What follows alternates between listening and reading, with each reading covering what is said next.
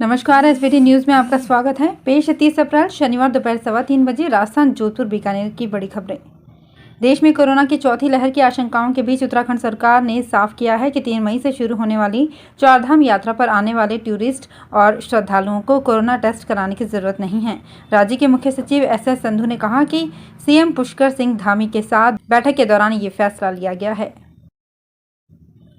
जोधपुर संभाग के जालौर जिले में भ्रष्टाचार निरोधक ब्यूरो की टीम ने शनिवार को ग्राम पंचायत मांडवला के वार्ड पंच भगवाना राम को 1 लाख रुपए की रिश्वत लेते पकड़ा। उसने एक व्यक्ति से जिला परिषद सीईओ के पास की गई शिकायत में मदद के लिए 11 लाख रुपए मांगे थे। एसीबी के एएसपी महावीर सिंह ने बताया कि उप महानिरीक्षक पुलिस कैलाश चंद्र बिश्नोई के सुपरविजन में परिवादी की शिकायत का सत्यापन किया गया। सत्यापन में रिश्वत की मांग की पुष्टि होने पर आज ट्रैप की कार्यवाही कर उसे जालौर बस स्टैंड पर 1 लाख की रिश्वत लेते रंगे हाथों गिरफ्तार किया। भीषण गर्मी को देखते हुए पंजाब सरकार ने 14 मई से स्कूलों में गर्मी की छुट्टी का ऐलान किया है। सीएम भगवंत मान ने हजारों पेरेंट्स और टीचर्स के सुझावों को ध्यान में रखते हुए ये फैसला लिया है। पिछले कई दिनों से पंजाब और उसके पड़ोसी राज्यों में अधिकतम तापमान सामान्य से कुछ डिग्री अधिक रिकॉर्ड किया गया है। सवाई माधोपुर के रणथंभौर में गर्मी में भी दूर दूर से सैलानी बाघ बाघिन को देखने आ रहे हैं। इस दौरान वाटर पॉइंट्स पर बाघ बाघिन के साथ ही कई बार भालू भी नजर आता है। गर्मी से परेशान जानवर भी पानी में बैठकर अटखेलियां करते हैं। गर्मी से हर कोई परेशान है। रणथंभौर का टाइगर भी इससे अछूता नहीं रहा। रणथंभौर टाइगर रिजर्व के जोन नंबर 10 बाघ पानी में खेलता हुआ नजर आया। टाइगर सफारी करने आए पर्यटकों ने भी देर नहीं की और इस पल को कैमरे में कैद कर लिया। प्रदेश में पिछले 1 सप्ताह से लगातार बढ़ रहे कोरोना संक्रमण के मामलों ने गहलोत सरकार की चिंता बढ़ा दी है। राजधानी जयपुर सहित कई शहरों में कोरोना के लगातार केस सामने आ रहे हैं। इससे राज्य सरकार अलर्ट मोड पर आ गई है। कोरोना के बढ़ते मामलों पर लगाम लगाने और आमजन को एहतियात बरतने की सलाह देने के साथ ही गहलोत सरकार कोरोना की नई गाइडलाइन लाने की तैयारी में है। नई गाइडलाइन को लेकर सरकार में उच्च स्तर पर मंथन चल रहा है। जल्द ही नई गाइडलाइन जारी हो सकती है। कांग्रेस सांसद और पूर्व अध्यक्ष राहुल गांधी 21 मई को राजस्थान आ सकते हैं। वे कोटपुतली में कांग्रेस की ओर से निकाली जा रही गौरव यात्रा में शामिल हो सकते हैं। आज़ादी की गौरव पैदल यात्रा 6 अप्रैल को गुजरात के साबरमती से शुरू होकर 16 अप्रैल को राजस्थान में प्रविष्ट हुई थी। ये यात्रा 9 मई को राजधानी जयपुर में प्रवेश करेगी। इसी कड़ी में कोटपुतली में कांग्रेस बड़ी सभा आयोजित करने जा रही है। राहुल गांधी इस सभा को संबोधित कर रहे हैं। इसमें मुख्यमंत्री अशोक गहलोत समेत कई दिग्गज नेता शामिल होंगे। भीषण गर्मी और सूरज की तेज किरणों के कारण समूचा जोधपुर शहर भट्टी की तरह तपने लग गया है। यहाँ अप्रैल में ही गर्मी ने सारे रिकॉर्ड तोड़ दिए हैं। ये भीषण गर्मी मई के शुरुआत में भी रह सकती है। मई की शुरुआत 47 या 48 डिग्री तापमान के साथ हो सकती है। इधर अगले सप्ताह भर के दौरान राजस्थान में 2 पश्चिमी विक्षोभ असर दिखाएंगे। पहले पश्चिमी विक्षोभ का आंशिक असर रहेगा, जबकि दूसरे पश्चिमी विक्षोभ से प्रदेश के कुछ इलाकों में बारिश और आंधी की संभावना बन रही है। माना जा रहा है कि मई में गर्मी का पिछले सारे रिकॉर्ड टूट सकते हैं।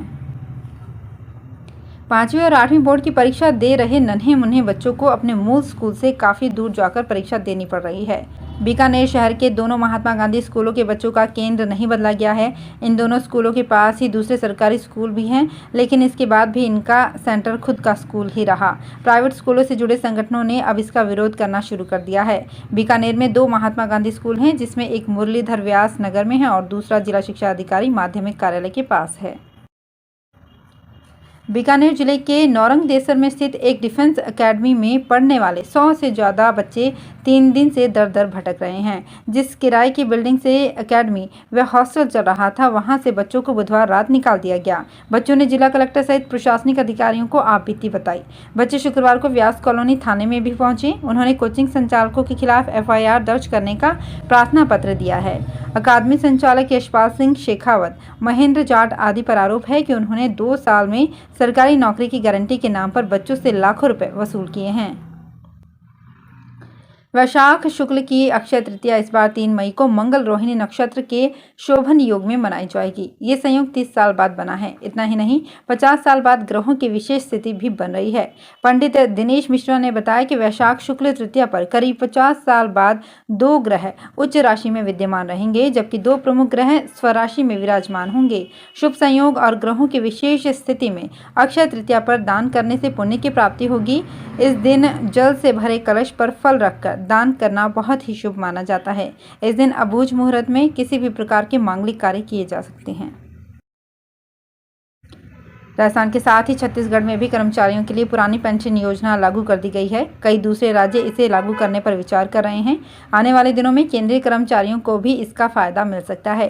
केंद्र की मोदी सरकार कर्मचारियों की मांग पर विचार कर रही है। केंद्र के कानून मंत्रालय से पुरानी पेंशन योजना को लेकर राय मांगी गई है।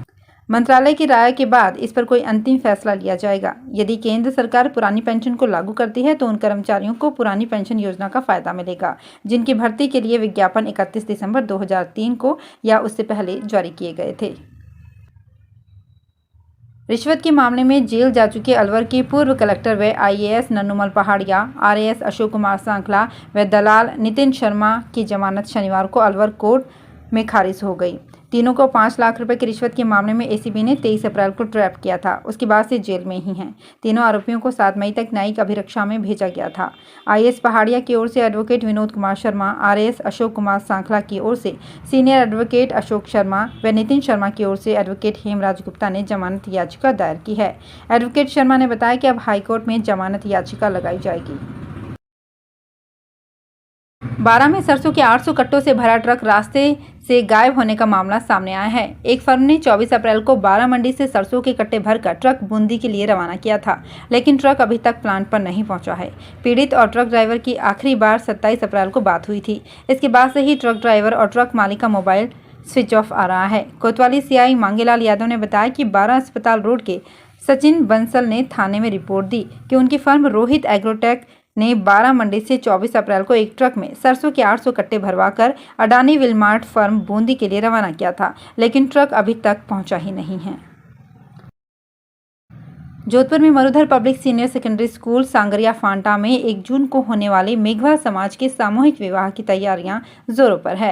सम्मेलन की तैयारियों को लेकर अध्यक्ष डॉक्टर यश गोधा की अध्यक्षता में हेल्थ व डेंटल केयर बोरानाड़ा में आयोजित बैठक में तैयारियों को लेकर चर्चा की गई। गोधा ने बताया कि 1 जून को 11 जोड़ों का सामूहिक विवाह आयोजित किया जाएगा। अब तक 6 जोड़ों का पंजीयन हो चुका है। Lachoo memorial college of science and technology pharmacy wing में फार्माटेक फार्मेसी परिषद के तत्वाधान में विभिन्न गतिविधियों का आयोजन किया गया। कार्यक्रम के प्रारंभ में संकाय के निदेशक प्रोफेसर डॉक्टर GK सिंह ने अपने वक्तव्य में कहा कि आज का ये दौर प्रतिस्पर्धा का दौर है, जिसमें केवल किताबी ज्ञान ही नहीं अपितु सह शैक्षणिक गतिविधियों का होना भी अत्यंत आवश्यक है। तो फिलहाल इस बुलेटिन में इतना ही। फिर हाजिर होंगी कुछ और बड़ी खबरों के साथ। SBT न्यूज के और भी वीडियोस को देखने के लिए हमारे चैनल को सब्सक्राइब करें और नोटिफिकेशन पाने के लिए बेल आइकन को प्रेस करें।